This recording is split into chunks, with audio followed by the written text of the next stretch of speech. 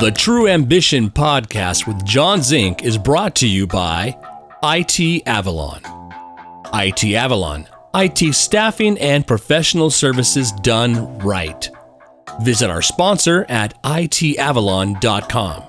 Now, welcome to True Ambition.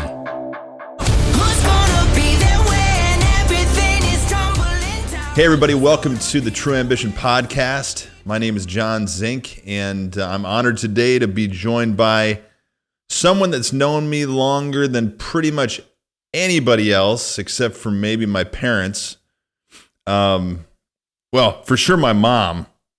You know, I got adopted into the Zink family, so I think you're probably tied with Rich Zink on how long he knew me before he passed.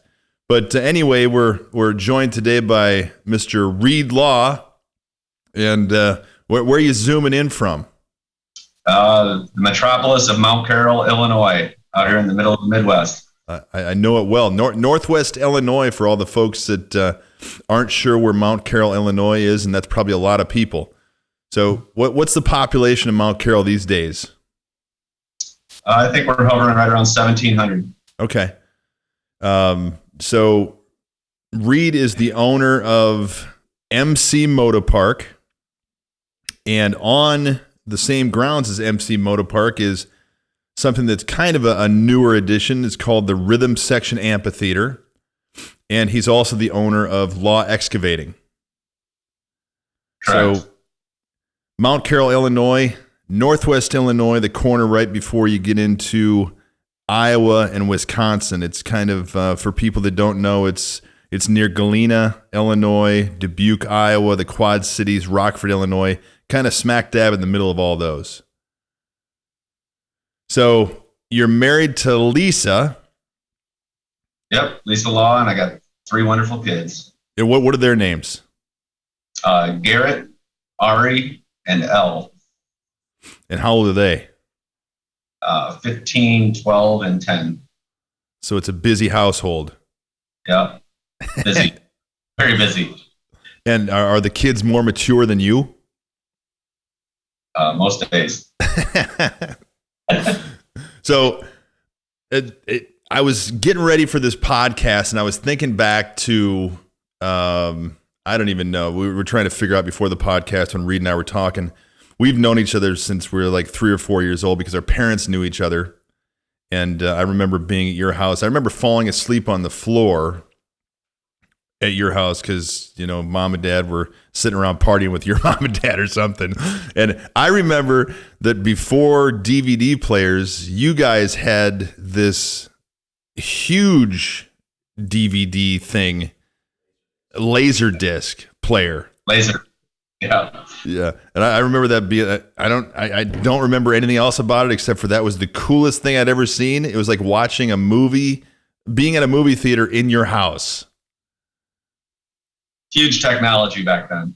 It was huge technology. It was pretty much the predecessor to CDs and DVDs and everything else. And they already had the technology back then. Yeah. And we were one of the few that had the big giant satellite dishes, you know, the ones that could reach out and change satellites and do all kinds of things. So it was a fun time for us. Your mom and dad had everything, man. My house had nothing. Your house had everything. So the other thing I was thinking about, did I shoot you with a BB gun? Or did you shoot me with a BB gun, or something happened? Well, currently I still have a BB right there in my face, but that's from our friend Kurt Krompachingle. But there was many of BB gun wars had out in the yard, and I think I did shoot you. There was a few rules where we weren't supposed to aim above the shoulders and things like that. But as you can see, I still have a BB in my face from 7 or 8 years old, and so somebody didn't follow the rules. Well, thank God it wasn't me. I would have got my ass kicked. Good times, though, right there. So for folks that are watching this, not only we know each other before school, but then when we did go to school, we started in kindergarten, and I consider it a blessing that Reid and myself and a whole bunch of other people, about 36 of us, went to school from kindergarten to 12th grade together. And, we just knew it as the way it was, since I've been, out of Mount Carroll. And Reid, you went off to the service, right? Yep. Left when I was 17. Okay. The world was a very big place growing up in Mount Carroll. I didn't really go too far out of the 30-mile radius of Mount Carroll, until I got out of high school. Yeah, really. I mean, we went on a field trip to Great America in Chicago, which was like a world away, but other than that, I didn't really leave too much. Did you have kind of the same experience? Yeah, probably till high school when my parents started going to Florida. Then we started to travel. But prior to that, it was, the half mile on, Main Street in Mount Carroll was what we all knew, right? Yeah. And the countryside. So. Yeah, it was pretty cool to be able to grow up and grow along with the other 36, give or take, people. A couple people came and went, but the rest of them, were all there right along with us. And then the classes on both sides of us too. It's a really interesting thing because we're still lifelong friends with most of those people. Oh yeah, absolutely. And technology allows us all to stay together too. That's what's pretty amazing about social media and things of that nature. It just keeps us all together where we can keep in contact. And our class, we've been doing, little mini get-togethers every year, for Mayfest or whatever's going on. So not a lot of classes have that unity, I don't think, beyond high school. A few people probably stay in touch, but most of our class is still fairly tight. With the last reunion, I've missed the last few, but the last one was out at your amphitheater, right? Yeah. Yep. It was a great time. A lot of people came back, and to make it more personal, I cooked for everybody. So, I thought, what a way to put a special touch on it, because is that 30? That was our 30th. I think it was 30 years, and it fell right into COVID. Yeah. So yeah, it was a good time, and we have a tight group. So we always are sending pictures to everybody and keeping in contact. So it was good.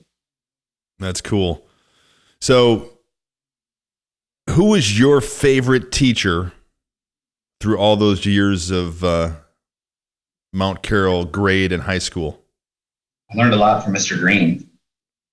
Mr. Green was a person that left an impression with me. Mr. Sparbo probably was one of my favorite teachers. I loved Mr. Sparbo too. He allowed you to learn if you wanted to learn, and the way that he taught was smooth and simple. I wasn't a big brainiac in school, but I learned a lot from Mr. Sparbo. So I'd have to say, yeah, he's probably my favorite teacher.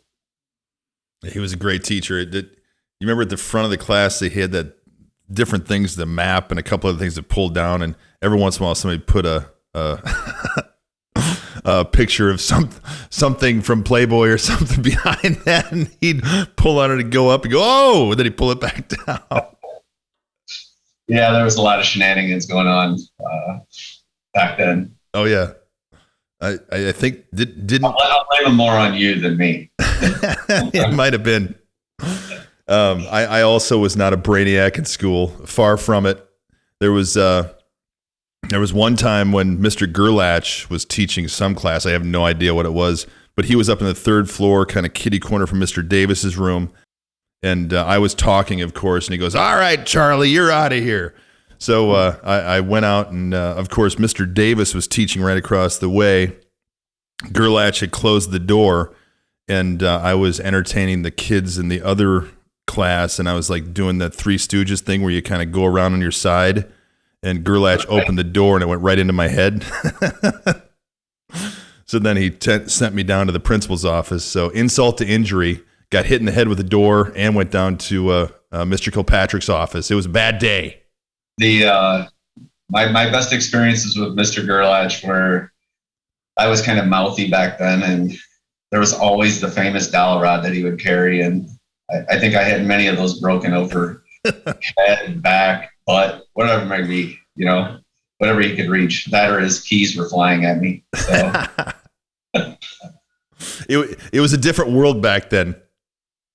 Yeah, I probably wouldn't get away with it today. Yeah, and that's too bad, because it's like we deserved every bit of it. Absolutely.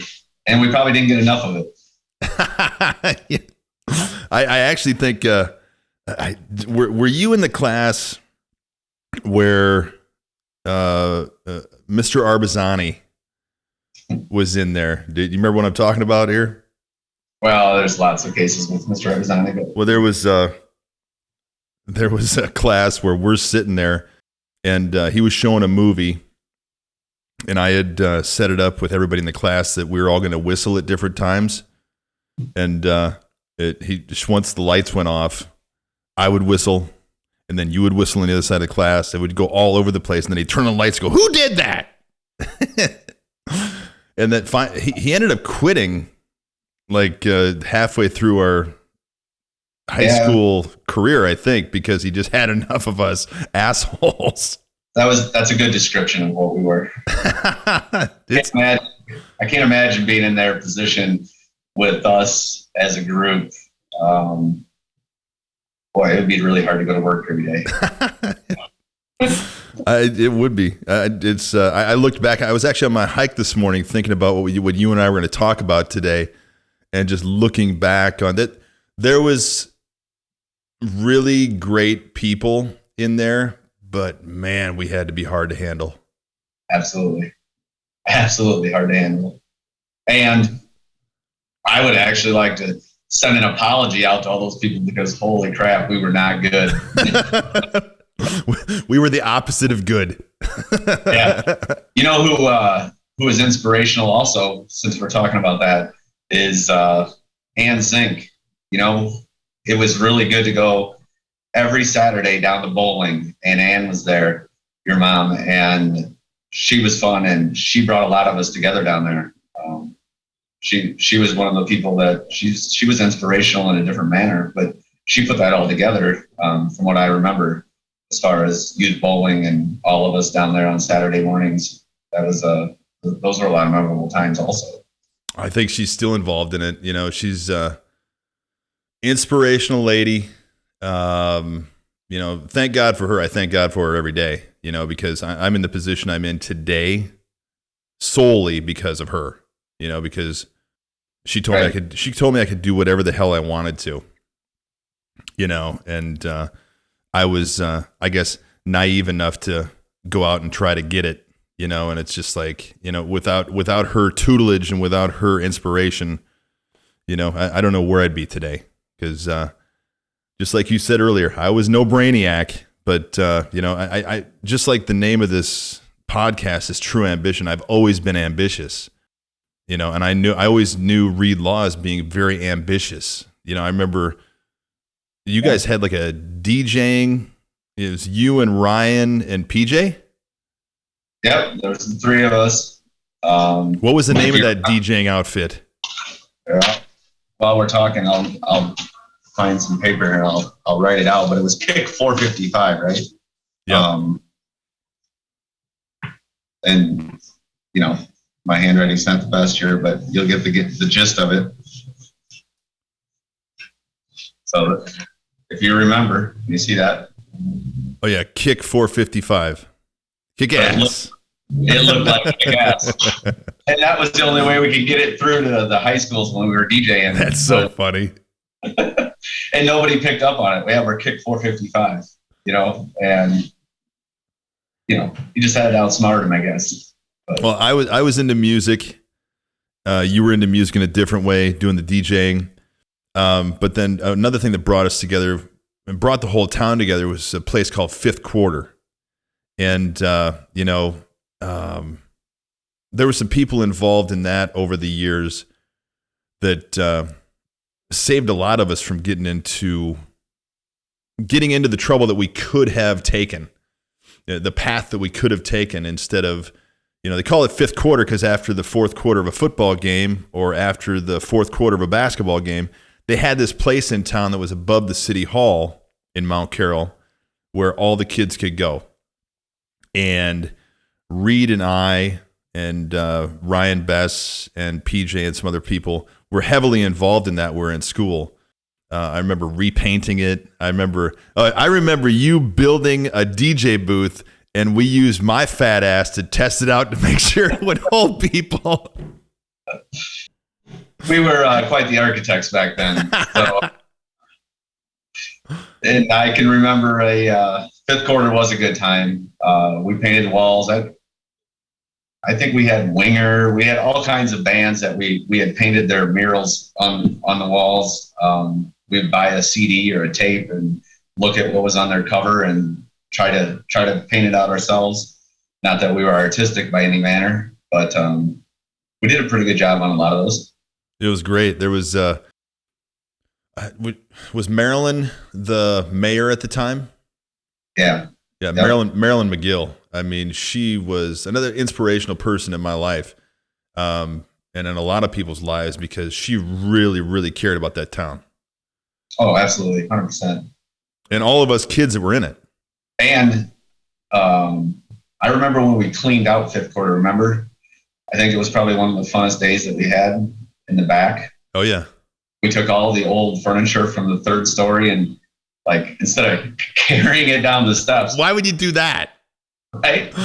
Let's just smash it on the back parking lot. Throw all these chairs out the back. It's much simpler. That's so awesome. Now, you're the owner of Law Excavating. Now, is that the same business that your dad ran? Yeah, so I bought my father out in 2000. And it was just at that point, him and a dump truck and an excavator, and from there we've grown it to where it's at now, where we're 3 or 5 times that size, and primarily do municipal and Illinois Department of Transportation work. So that's our basis, I guess. And then Ginger was a beautician, right? Your mom. Yep. She cut hair for 40 years, however long. But yeah, that's what she did for a living. Yeah, my mom also had a beauty shop on the back of our house. Yep. And we'd have people over all the time getting haircuts, and it was always an interesting place to be sitting around just to hear the conversations that were going on between the ladies and some of the guys. They'd be cutting their hair too. And another thing from Mount Carroll too is I just saw that Donnie Slick passed away too, which was a barber there in town. That was one of those places where you'd be walking down through town, and for everybody listening to this, downtown Mount Carroll looks like downtown Mayberry. And it'd be the same people in the windows at all these different shops, and Donnie Slick was one of those guys where you'd be walking by, give him a wave and a smile, you get it back from him, and you're on with your day. And it was sad to see Donnie go. Yeah, and a lot of interesting conversations we're having in that building also. Yeah. Sorry. So how are your mom and dad doing? Good. They go to Florida every year and come back, try to get out of this cold of the Midwest, but they're all good right now. Now, if I remember right, your brother's name's Randy. Yep. Your sister is Ronnie? Correct. Yep. Where are they at? My brother and sister both live here in town yet. Oh, they do? And actually, since you brought it up, my brother bought Donnie Slick's farm before he had passed. So that's where he lives at now, is Donnie Slick's house.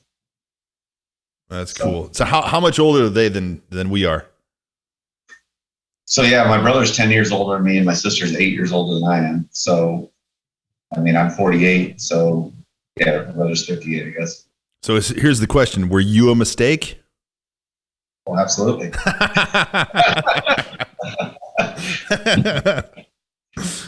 Pretty sure I was too. I'm glad it happened, because otherwise wouldn't have this conversation right now. Yeah. You'd still be swimming in top of scrotum. What is your favorite part about living in a small town? Simplicity. I mean, every day there's no worries, right? Like, doors are unlocked. You know everybody. If something is out of the ordinary, it stands out quickly. It's just very simple. It's easy. And, you know, our claim to fame in our whole county is that we only have one stoplight, right? So there's no red lights. There's no sitting in traffic. If you want to go to point A to point B, you're there, and the amount of time that you expect it should take. Everything becomes simpler in that kind of situation. And I've lived in the opposite, you know, obviously Southern California, and traveled the world when I was in the service. So you see it. And probably the same thoughts that you had when you were living here as a kid. Oh, there's nothing to do. There's no place to go. There's all this, everything else looks more glamorized, right? But in reality, ended up, you know, on my own free will, coming right back to simplicity. So everything changes as you get older, and you don't really appreciate anything when you're growing up in it. You know, just like you don't appreciate the smarts that your parents have. I look back on it now and go, oh, they didn't know what they're talking about. But I agree with all those things. And the other thing is loyalty. You know, the friends around there are very loyal. The family around there is very loyal. And, you know, Carissa has asked me before, it's like, what if this happens? Or what if that happens? Like, listen, I can move back to Mount Carroll in a heartbeat, you know, and it's just like everything's taken care of. You know, it's like, that's the one thing I was going to say about at the beginning of this when we were talking about growing up there and being in, you got to be kind of on the in crowd, which is just growing up there. You're kind of taken care of because we all look out for our own. Yeah, absolutely. And when, you know, you probably, when you come home or back to Mount Carroll, it probably seems very small, right? I know that's when I got back from the service, when I came back here, it's like, wow, one end of town to the other end of town really is really small. But once again, it comes back, it creates simplicity, and there is a loyalty within our community here of people that know each other, have grown up with each other, and anybody would help anybody else out. That's just the way these small communities are. And all the surrounding communities. I've just kind of piggybacking off of what you were talking about. I'm finishing up this book of mine right now, which is also called True Ambition. And it talks a lot about what you just talked about, which was the size of the town and the perspective that you have to figure out what the size of the town is.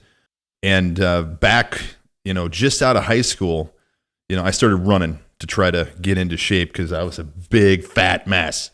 And I ran all over town. And, you know, that town to me at the time seemed big, you know, right. Running around the radius of that town out by, you know, what used to be Hopkins Chevrolet and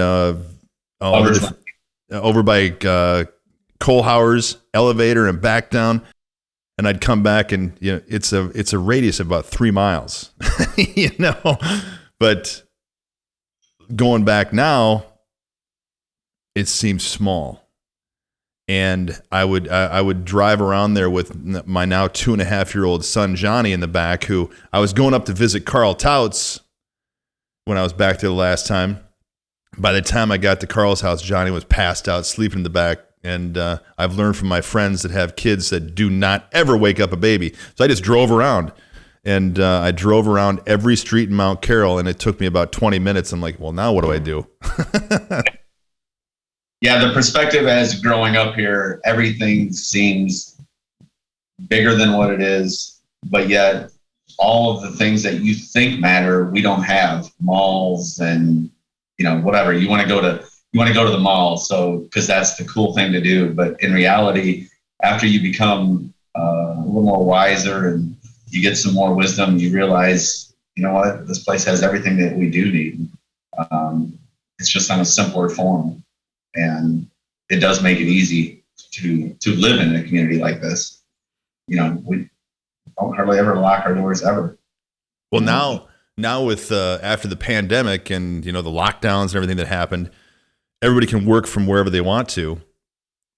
You also get everything you ever wanted delivered to you by Amazon or whoever else it is. You can live anywhere you want to, and it really opens up the floodgates for people moving back to small towns or moving to small towns for the first time and getting out of the hustle and bustle of these large communities or these large metropolises. And I've read article after article that said it's happening, and people are going and taking advantage of those small towns where you can have a better way of life, no commute, being with your family, all that kind of stuff. It's a great thing. And, that's what I talked to you before we started the podcast. We're moving to Reno, and being finally done with California because of what I want to be around my son. I don't want to spend time on the highways in an hour and a half or 2 hours of traffic for no reason. I wonder what the daily average is of a metropolitan area, unless you're living in the downtown and, working in the downtown. But the amount of, I remember in SoCal, so I lived in Moreno Valley at the Air Force Base, at March Air Force Base. And if you're going to go to the beach, it was normally an hour and a half away or something like that. But the thousands of people that are sitting in their vehicles stalled in traffic, how many hours of your life are wasted sitting in the seat of the vehicle, not going anywhere, just sitting there next to 6 other cars, 6 deep, waiting and waiting and waiting. And it's really not a life. Hopefully people can figure that out and find something better. But I think they are. And this pandemic has really showed people that you can work remote. And more importantly, it showed employers that people can work remote and be just as, if not more, effective and productive. So and I looked up something, it's been a couple years ago, but for the Bay Area, it was just under an hour each way is what the commute time was for, the average commute time was for people in the Bay Area. So, and that's factoring in a bunch of people who have 5 and 10 minute commutes. So there's a bunch of people on the other end who have 2 hour commutes. So if you think about that, let's just say it's an hour each way a day. You're talking about 10 hours of your life, which is really a full work day, is gone, just sitting in a vehicle doing nothing. Right. We don't have that out here. I mean, Carroll County or Mount Carroll probably could tag the name social distance, right? We do it just by what we have. We're socially distanced just from being here. And it worked out good. And during the pandemic, it worked out well for everybody, I think also. We just don't have the population base that many of these big communities do. So what did COVID do to your business? Did it just shut it down for a year? Yeah, so the racetrack got shut down for a year. We probably could have started racing back in September, but at that point, we'd lost. So March, April, and May coming out of winter are our biggest months. Losing those are our best months that we normally have. That hurt. And then going into fall, basically when things were starting to get released, but there was still this little thing on your shoulder, this little devil of the COVID sitting there of what the unknown, right? Like, and that unknown sitting on your shoulder, like, should you open? Should you not open? Should you run races? Should you try to bring all this together and try, or should you just, let's just skip the year and we'll restart in 2021. And that's what we did for the motocross side. So let's go back a little bit, and because there's a lot of entrepreneurs that watch this podcast. And what we'd like to do is talk about, I think I saw on your website, you're celebrating 21 years of MC Motocross, right? Or MC MotoPark? Yeah, so we bought the property in 2001. So we actually started building 20 years ago. First race, though, actual sanctioned racing, next year will be our 20 year. Okay. Of 20 years of racing. So how big is the property? Where you have the amphitheater and the motocross? So that the property sits on basically 50 acres. And we have massaged it and developed it pretty much to all 50 acres are being utilized at this point. Now, during the week, it's great. It's a wildlife habitat. They get to go out there and eat green grass and hang out and jump around and do what wildlife does. But during the weekends, it's humanity gets to take over for a couple of days, and then the cycle returns. So it's good in that manner. So how did you come up with the idea? Were you sitting around somewhere and said, I'm going to go out and buy that and build myself a motocross track? Yeah, it wasn't just one giant thought, right? It was a collection of thoughts over a long period of time. The original thought was, hey, I race motocross. I'm an excavator. I have all the tools and the means and the methods to make and create anything that we want. So that was the original thought behind it. And then from there, as we established ourselves and as you've known, kind of worldly known, I guess, when it comes to motocross tracks, there's we've had the Kenyan Motocross Club, we've had 20 different countries, on site riding and racing. And so from that standpoint, we've grown to something that's bigger than what I even thought we would be. And then we moved on to the next thing, which is the Amphitheater. Everybody who does anything on a big scale has naysayers. And a lot of that stuff happens in smaller towns where everybody talks. It's not just smaller towns. Everybody talks all the time. Did you have anybody saying, you can't do that? You're crazy. Oh, every day. When we first started, there was a slew of people in trying to stop us. And there was also the people in the background that, the little chatters, oh, that's not going to work. That's not going to do well. Why would somebody do that? The thing that I would tell most people, if you're an entrepreneur and you think, first of all, make sure your idea is solid and make sure you think about it and it's not on a whim, but just go like this and just look forward. And whatever that is and all this stuff on the sides, just blow right through it and keep moving forward. Well, you and I both had somebody that while we were growing up built something where everybody told him he was crazy, which was Raven's Grin. And this guy named Jim Warfield has this year-round haunted house that he built in Mount Carroll. And, there was chatter everywhere about Jim being nuts. That'll never work. Who would go to that? What's he building down there? And I would go down to Bert's, which was a restaurant that was open like 9 o'clock at night because Bert didn't want to be open when the health inspector was around. So I'd go down there 10, 11 o'clock at night and sit around and, Jim would come down. I'm sure Reid was in there sometimes too. But Jim would show me while he was building this, these tunnels that go through the house, these slides and all this stuff. And I got to experience it. I also got to experience people talking badly about him. And then later on, when he becomes the talk of the town, National Geographic does a story on him and the haunted house. And then all of a sudden he gets embraced because he's bringing in all these people to the town. And it was funny to sit back and watch. And then to learn the lesson from it is just what you said. If you've got passion for something, if you got a belief in yourself, put on the blinders and just go do it. And that was a great lesson for me to learn from watching Jim. Oh, yeah, Jim had everyone, chattering on the sidelines. It's not going to work. Can't do this, But once again, Jim did what he did because he had a passion for the stuff that he liked to create. And those businesses that are created, I believe, through passion, they survive no matter what. Because there's a driving force that's not about money. It's not about, whatever it may be. Passion is what's driving it. So when you put the passion in behind it, how can it fail? Right.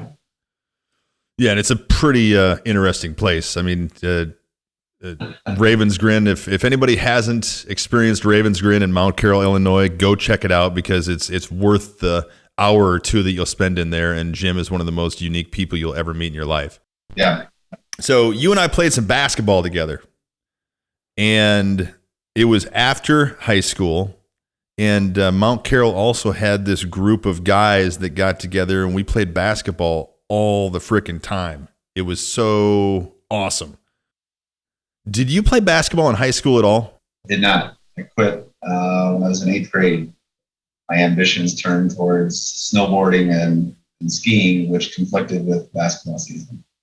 Okay. Yeah, because I remember you when you got into basketball, very passionate about basketball. Do you still play today? I still do. Yep. Yeah. I usually try to play 5 days a week if I can. That's awesome. And didn't you build a basketball court out there at the property? Yep. Full court basketball court with, glass backboards and lights to light up. I coached 5th, 6th, and 7th grade. And so it's another one of my passions. So all the passions that I have, I don't have a lot of Reid free time. I was just thinking when I was putting this all together, I'm like, I don't remember Reid playing basketball at all in high school. Either did I. I discovered basketball afterwards, and until just a few years ago when my right knee was saying, "Hey, big boy, you're done with basketball." That's when I kind of gave it up. But before that, I just did. It was probably about 20 years of playing basketball. I just freaking loved it. Yeah, it's the one thing about basketball that I think that most people may not get is that it's social, right? It's not only about the competition on the floor or the court, but it's still a social atmosphere. It's about those people that you interact with. And through my own basketball passions, I used to go to Rockford and play 3 times a week throughout the winter. And Miles Nielsen, who's the son of Rick Nielsen, I was playing basketball with this guy, and I knew nothing about him. I just knew his name was Miles. And we sat down and talked, and he was telling me how, he thought I was from Mount Carroll. And I said, yep. And he goes, oh, I played down at Molly's down there. So I said, oh, you're a musician? Yeah, I'm Miles Nielsen. I said, are you related to Rick Nielsen, from Cheap Trick? Yeah, he's my dad.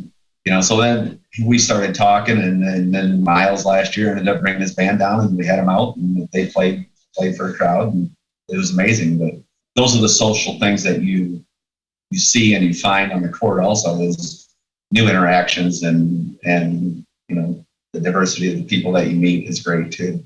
So is Miles the drummer? No, he's the lead singer. Oh, okay. Well, doesn't Nielsen have another son who plays drums? That I think he's the drummer in Cheap Trick now.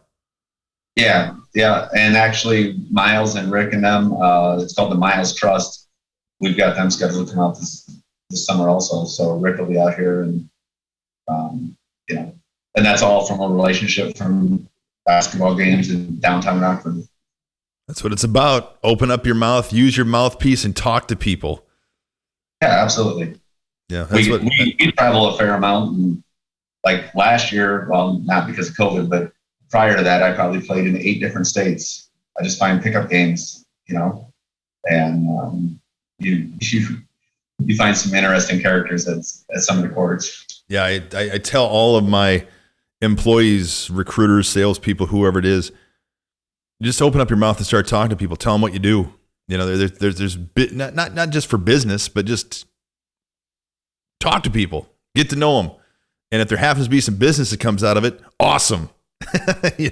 Unfortunately, we do have all these new technologies, right, that separate people physically, but we're still connected through social media, right? So there's another whole aspect that generations are going to be a little bit different than what you and I mean, our childhood was go bowling and hang out and ride bicycles and, listen to music or go to the park. Go hang out at the pool all day long in the summertime. I mean, in the summertime, that's all we did was when we were kids is ride the bike to the pool and stay there all day long until they took a break, and then stay there all night long too until they closed at 8:00. Yeah, and now with interactions being lessened through social media, and it's going to be weird. It's going to be different for society to see how those social, how their social lives become. Because I'm wondering if they're going to be able to go out and just randomly show up at a basketball court and have a conversation with somebody. Yourself and me and like PJ and Ryan, we can all talk to anyone. It doesn't matter where you're at or who you're with, or it's simple and easy for us, I guess, right? I can sit down to one person and start talking to them, and who knows where it leads. Well, I think it comes from parenting, because we learned that directly from our parents, and it's like, it's one of the things that I'm working on right now with Johnny, is to make sure that he doesn't fall into that trap, so how about you with your kids? Do you, I know you guys are traveling all over the place, and I've met two of your kids, I believe, and they seem like they're pretty outgoing. Do you do anything special to keep them out of falling through and into those traps for the social media and being on the phone? I take this away as much as possible. I was really kind of frustrated with my oldest son, because we traveled to Davenport for my daughter's basketball. And he got his learner's permit driving at 15, and he ended up going towards Des Moines. And the only thing I could think was, how did I fail on this? Like, it's the phones. Like, they're in here and not paying attention to their surroundings, right? And I feel like I failed in that manner. Like, wait a second, because I at the age of 12, I could have told you how to get to Florida, without a map. And here he is, 1 hour from home, and he's heading towards Des Moines instead of back north. I'm like, where are you going? And he's like, oh, I didn't know we were supposed to turn. But I think a lot of it is because of those of the phones. We're all so connected, and we want to be Snapchatting or whatever it may be on Facebook, but we're definitely involved that way. And you're missing all those things that are in those surroundings as you're going down the road. So I try to take those away as much as possible. And it was actually kind of funny. Last night we stopped at Texas Roadhouse when we got done, and there was a bass on the wall, and the tag that showed like the weight and the size of the bass was missing. And my kids are very social, but he just goes right to the waitress. He's like, hey, how much do you think that bass weighs? And the lady just looked at him like, what? Like, maybe he's over social. It might be a conversation,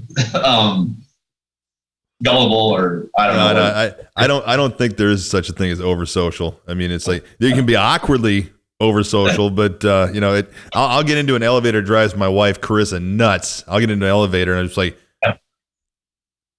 you going to 4, huh? What's going on 4? And she's just like, God, you're an idiot.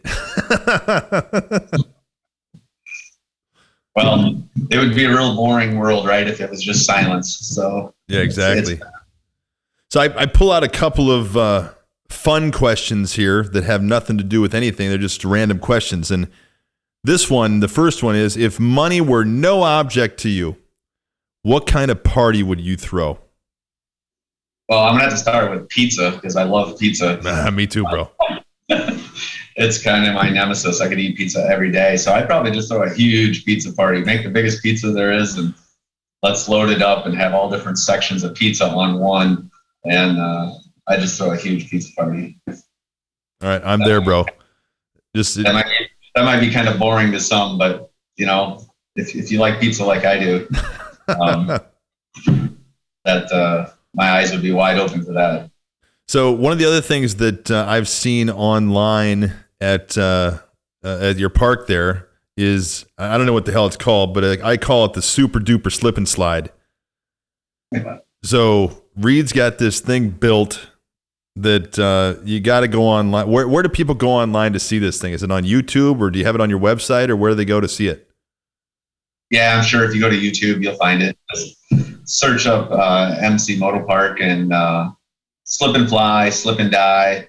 It's got all different kinds of adages for it, but we have a lot of fun with it. So how long is this thing? It's 80 foot, and it's intimidating. So we have all these kids that are out and growing men and women for motocross who are jumping dirt bikes, 100 feet in distance. So let's use that statement. That's longer than most people's house, right? So you're flying through the air, the distance of your house, maybe 15 feet, up in the air. And it's a pretty intense sport. Motocross is a very intense sport. But then they come over and they see this slip and fly. And the same reaction happens a lot of times. So these people can jump dirt bikes, going 40 miles an hour and jump through the air. And they'll look down the slip and fly and they'll go, nah, I ain't doing that. I'm not going to do that. But so like with anything else, if I build it, I got to do it first, right? So if it's a jump on the racetrack, I put on my gear and I hit it, make sure it's right. Same thing with the slip and fly, had it in my head, let's build this, that would be fun. Most places, because of liability, they look at things and they go, no, you guys can't do that. Or, we have a rope swing that we have in the pond also, and most places would be like, oh, no, you better not do that. I'm more like, yeah, let's try it. Let's figure it out. And that's how I've always been, right? So yeah. Everybody usually has a really good time when they show up here. That's living, right? Show up, have a good time, as long as everybody leaves in one piece, which sometimes they don't. But accidents do happen, and injuries are a definite part of our sport. Right. But everybody shows up, and slip and fly is one of those things that usually brings a lot of smiles and laughter. And actually, I think our rope swing made it on ridiculousness at one point. So, we have a lot of fun. I was back in Illinois a couple months ago to go back and visit my grandmother, who is turning 92 pretty quick, Reva Doty, and visiting mom and some other people. And I ran into Reid down at Manny's Pizza. And I think you had the kids down there for a pizza party, right? Yep. One of the basketball teams. Yep. Yeah, took them all down. So Reid sits down and tells me, well, I haven't announced it yet, but I've got Nelly coming. I've got El King. I'm talking to Jamie Johnson. I'm like, holy shit, bro. These big acts coming to Mount Carroll. And what a super cool thing this is. And for anybody who hasn't experienced it yet, Reid took me and my father-in-law on one of his all-terrain vehicles and cruised around and saw the whole thing a few years ago. I mean, just the peacefulness and serenity that's out there during the day, like he was talking about during the week, is amazing. And now he's going to bring in these huge acts to come in. It's got to be a dream come true for you. Let's talk a little bit about the amphitheater, and let's talk about some of these acts you got coming in. So Nelly's coming up when? May 28th. So what's that, Memorial Day? Yeah, Friday night, starting the weekend off right. Well, that's cool. There's no more Mayfest, right? Yeah, Mayfest pulled the plug this year. Hopefully next year that all gets back in place. All right, so Memorial Day, head out to see Nelly at the amphitheater. It's going to be a fun show. Oh, it's going to be crazy, man. So does he still live in St. Louis? Yeah, he's still down in that area. Okay. I don't know if he's in one of the suburbs or whatnot, but yeah, he's definitely in that area. That's awesome. So then who else do you have? Who's on the roster for this year?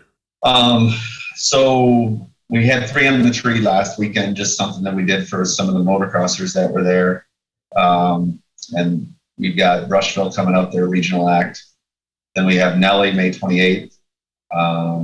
We've got a few more regional acts with Backcountry Roads and Lava Rocks.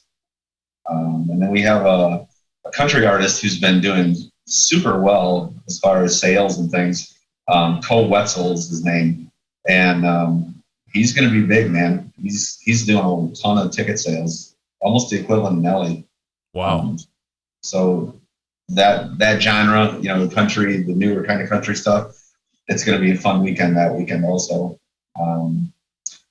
So there's two people that you talked about, Elle King.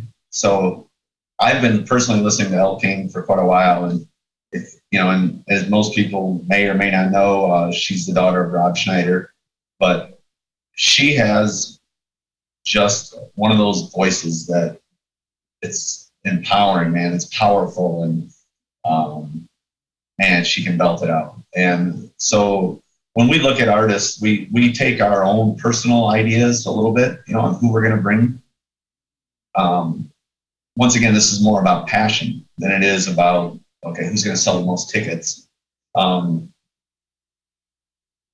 King was one of those people like, I want her on my stage, right? I want to see her belting out one of her songs and just cranking it up. And so we made that happen, and she's coming in August 7th. She'll be here.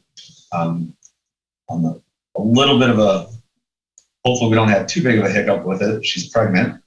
So maybe we'll have a, baby girl, baby boy born on stage. That'll get us into Rolling Stone. I was going to say, hiccups are the least of your problems. She might give birth. Right? And then another one that we have coming is JJ Gray and the Mofro. Most people go, what? Who's this? Well, they're a band out of Florida, and I've been listening to them for a while. And your friend and my friend, John James, turned me on to them. Bluesy, really, really good. I've seen them 3 times, seen them twice in Florida, once in Bloomington at the Castle Theater. And man, it's an amazing show. I don't know how, just get on YouTube and listen to this stuff. That's what I did. As soon as I saw their name, I went and checked them out on YouTube, and really, really good. Yeah. And they're a big band, they have horns, they've got, pianos on board. It's a full setup, and it's empowering. It's a great, great, great group. After that, we've got Jamie Johnson coming in. A lot of people know him, from his song In Color. And that's another kind of rebellious group. That's going to be a fun group to see all those people. He's a little more old school country, and but once again, if you listen to that song In Color, that's a hard one not to get emotional over. Oh, that whole album. There's a couple songs on there because I believe he's sober as well, and there's a couple songs on there that talk about dealing with the demons. And there's some great music on that whole album, so that'll be exciting, and it's going to be great for the area. It's pretty impressive, and very proud of you for doing it. It's really cool. Well, once again, the idea, like, a lot of people are like, you're out of your mind, because these guys aren't cheap, right? There's a lot of dollars going out the door, and they're like, you're in the middle of nowhere. And I said, and that's exactly why it'll do well, because people are ready to get to the middle of nowhere. One of the things that we do at the amphitheater is that, and we give everybody fair warning so nobody gets hurt or anything, is we shut off every light on the entire piece of property on one of those, beautiful clear nights. And we advocate people to look up, and see the stars and enjoy what's above us, because a lot of the people that do come to the amphitheater, unfortunately, are from bigger cities where they don't get to see the stars like we do. And so we shut off every entire light in the whole entire place, through the parking area and everything, to get rid of any light saturation, just for a few minutes, and let people enjoy themselves. And there's been a lot of comments on social media coming back. That place is awesome, but the blackout was badass. Like, we can't wait to come back and do that again, because people just, where they live or whatever their lifestyle is, they don't get a chance to look up. And it's a big universe that we live in. So it's cool for people to take that notification and see it, check it out. It's a breathtaking area. I remember when you told me about that, I remember I went right back to, and I think maybe you and I talked about it when I was back, that I was 19 or 20 years old coming home from paramedic class, and in the North Sky between Mount Carroll and Savannah, I saw what I didn't know what it was. It turned out to be the Aurora Borealis, which is the Northern Lights. It scared the shit out of me. I thought we were getting invaded by aliens. We're all going to die. So I pulled over by Center Hill, and there's a couple other cars there. And I said, "What is that?" They said, "That's the Northern Lights." I said, "Oh my God, it's amazing."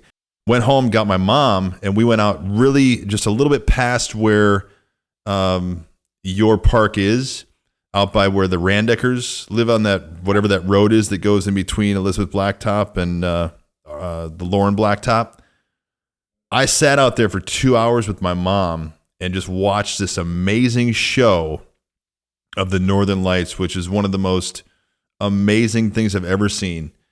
And I just thought about that when you talked about turning off the lights.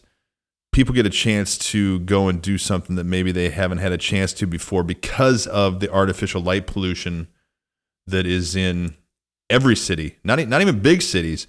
If you're just in the middle of Mount Carroll or the middle of Savannah or the middle of these small towns around there, you're not seeing what's actually available. It's a big universe out there. And if you can find yourself to take a drive some night, I mean, if you go between here and Elizabeth, up by Mossback, you're really pulling yourself away from most any light, producing areas. The stars are amazing. And, obviously out in the mountains, and if you get out, out west where you can, get 60, 70, 80 miles away from anything, it's just got to be unbelievable.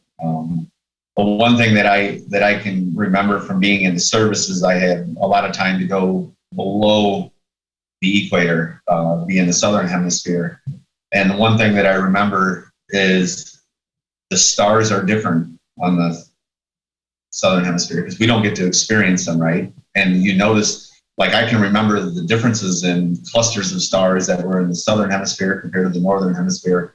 And it was just weird to see the differences, I guess. And after we got back here, obviously it's available to us every day of the week, right? Just to go outside and look at the stars. And it's something I try to do daily, is get out and just look up. And now, unfortunately, we have oodles of satellites that are crossing paths up in the sky. So it takes away from the natural side of it, but it's also interesting at the same time.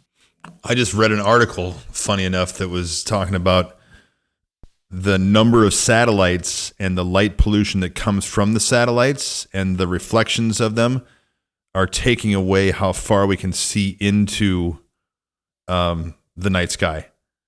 And it's really interesting to think that, these thousands and thousands of satellites that all these different companies are putting up there are, they're doing good for, whatever they're up there for, but they're also taking away. Yep.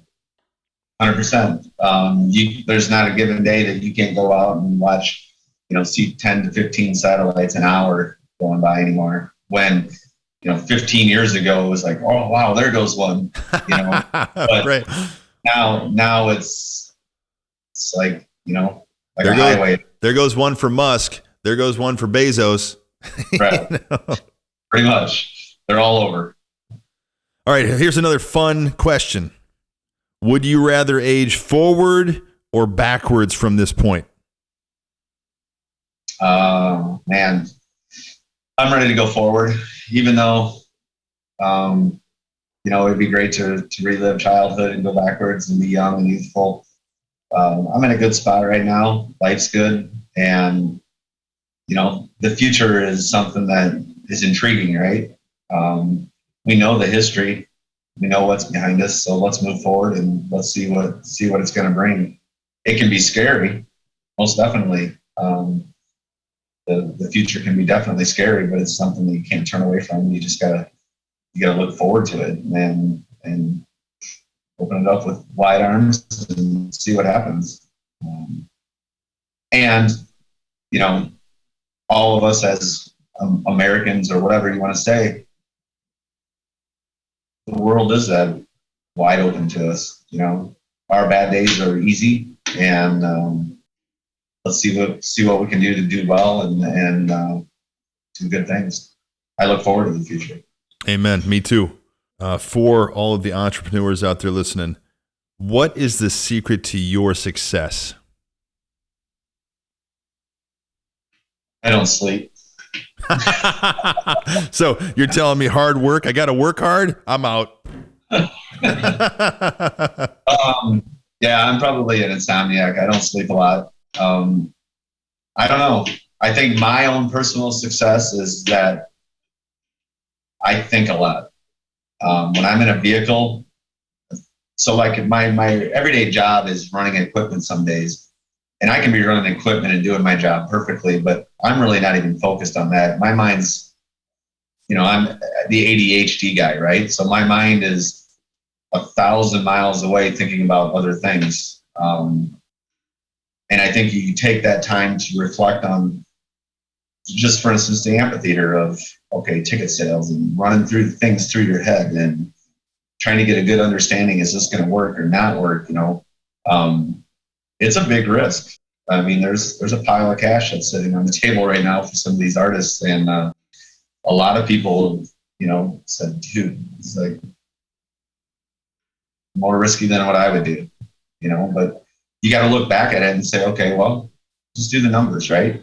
When it comes to that thing. And is the place cool enough? And I think when people show up there, I think the number one thing the reaction I get is like, wow, this place is really cool. And that's what we want. We're trying to create uniqueness. And so as for an entrepreneur to create success, have a well-sound idea, put passion behind it, and be prepared to work, not get away from it sometimes, you know, no matter where you're at. Yeah, I agree. Blood, sweat, and tears. You know, get your ass to work. You know, just like you talked to me about before. You know, we had people that we went to school with, like John Paschke. Smart. I mean, holy shit, smart. That wasn't me. I didn't even take my SATs. I was not going to go to college. I knew it. You know, I couldn't afford to go to college. My parents couldn't afford to send me to college. I wasn't going to go. You know, but I was working from the time I was a little kid. I was finding ways to make money. I knew I was going to work. You know, for me, baling hay around Mount Carroll paid the most amount of money. Luckily, I was a big son of a bitch. So I could go out and do that. And, you know, back then I'm making $10 an hour cash. Now, hopefully nobody from the IRS is listening, but hopefully that many years ago, they won't come after me. $10 an hour cash. And, you know, they'd usually serve you up some great dinner afterwards too. Yeah, the lunches were worth more than probably the money. Yeah. And they usually killed it that day. Yeah. You know, so I knew I was going to have to work. Luckily, some people came into my life that taught me a trade, but they also taught me you're going to have to work your ass off. And that's what I tell everybody that I work with too, that now I'm at a place where I'm mentoring other people and employing other people. You're going to have to work. If you don't want to work, get the hell out of here. You know, but, you know, you've built something awesome there. And I think those were the words that came out of my mouth and my father-in-law's mouth when you took us around there was, wow. You know, and it wasn't even where you're at today. So I can't wait to come back and see it and hopefully come to do a show back there. Who knows? May we'll put Shyster on the stage back there. Anytime, man. Anytime. Everybody would love that. So what advice do you give to your kids about their futures? Be smart. Whatever the situation is, doesn't mean opening a book and being smart, doesn't mean top of your class, doesn't mean, you know, being the know-it-all. It means whatever the situation is, whatever that may entail. Maybe you're maybe you're pulled over by the police, right? Be smart about it, whatever it may be. Maybe maybe you find yourself in financial situations, whatever. There's a smarter way to take. And I always try to get that through to their head. And then probably the most important thing that I try to teach my kids is that time is the most important thing that you have. I've asked my kids lots of times, hey, what's the most important thing in the world? And everybody always replies, right? Family. And it is, right? Like that's number 2, I think. But number 1 is time, because when your time's gone, there is no family. It's done. Right. So value your time, and this all happened with my kids because they were all arguing over who got shotgun, when we were getting in the vehicle. And I'm like, listen, you guys, you're wasting your time, right? Have a good conversation with each other. It doesn't have to be this, argumentative stuff that in the end means nothing, right? So don't waste those time. And a little advice, there's actually a good movie, and if you get a chance, watch it. It's called In Time. It puts things into perspective on where time really is money, and people steal each other's time. Like if you're going to work, you're losing time, or if you want a Mercedes, guess what?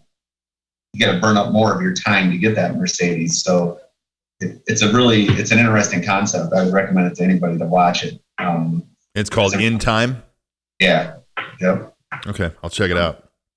Yeah. And I think when you watch it, you're going to be like, it just puts a different perspective on anything. Because when you want something, let's just say you want something glamorous, you want this huge diamond ring, whatever it may be, well, you're going to lose so much of your time just to get that.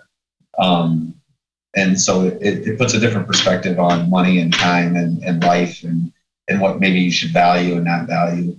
But those are the things that I try to teach my kids. Be smart, whatever the situation may be. Could just be pedaling a bicycle down a hill. Don't stick your foot in the front tire. Be smart about it, right? And value your time, because as you and I are both getting older, it's we're halfway at the halfway point, right? So that was one of my questions. So I'll be 49 in a week, less than a week. Am I older than you or younger than you? You're older and wiser than me. Wow. So awesome. Well, this has been a great conversation. I'm going to ask you the same question that I ask everybody at the end of the True Ambition podcast. So True Ambition, as you know, is a friend of mine. I've been sober coming up on 7 years here next week. And awesome. thank God for it, because I was going down a bad path. But one of the passages that I took out of one of the books that was in my 12-step program was that true ambition is not what we thought it was. True ambition is the profound desire to live usefully and walk humbly under the grace of God. I've always been ambitious. You've always been ambitious. When I read that, it kind of changed my perspective. And instead of going to get the money, to get the girl, to get the house, to get the car, I had to change my ambition to my true ambition, which should be to help people, to be a better person. So you've been a lot of places. You've done a lot of things. What is your true ambition moving forward in both your personal life and your professional life? I'm trying extremely hard when people come to our place that they leave and they go, holy shit, that was amazing. I want them to leave with an experience, something that's a locked in memory in their head that in 5 years and 12 years and 35 years, they're going to tell their kid, whether the rhythm section is there or not there, that remember when we went and saw Nelly, or we went and saw Jamie Johnson at this place in the middle of nowhere where they shut all the lights off? Those are the experiences that we want everybody to leave with. We want them to fulfill something within their own internal, being, saying that was amazing, and we want them to come back, obviously, and try to do that again. And maybe it's something new, maybe it's a different genre of music that they come to, but that's what we're really trying to do, is to make those experiences for people. Awesome. Well, I think if you do that, there's no way you can fail, bro. I think you got something special out there, and you've built something pretty cool. So I want to wish you the best of luck, and I can't wait to come back there for a show. We can't wait to have you back and actually put on a show. So. Well, I'll talk to the boys, and we'll put something together. That'd be amazing. And the sound system you got there, I've seen the pictures of it. I saw some of it sitting around in there. I mean, it looks like it's state of the art and just the most amazing thing ever. Yeah. When we started, I had 2 criteria, and those 2 criteria were excellent viewing. That's why we tiered everything the way we did, and excellent sound.